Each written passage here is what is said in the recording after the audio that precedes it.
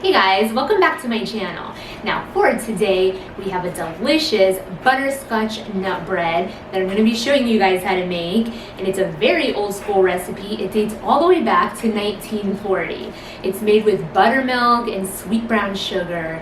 It just tastes incredible in the morning with your cup of coffee.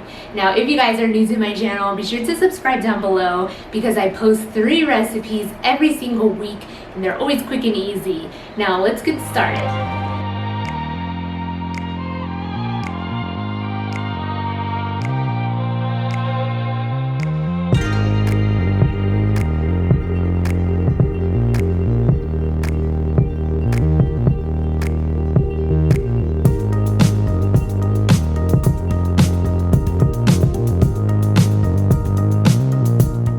Starting off by mixing my dry ingredients, 2 cups of flour along with 1/2 teaspoon of baking powder, 1 teaspoon of baking soda, and 1 cup of brown sugar is going into the bowl, and I'm giving it a good mix.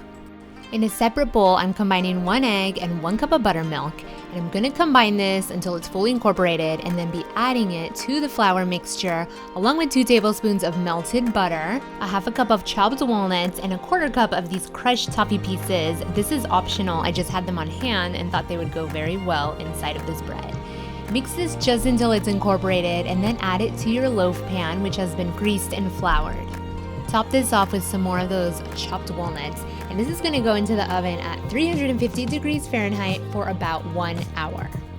This is what it looks like when it's done. It should be firm to the touch and slightly risen.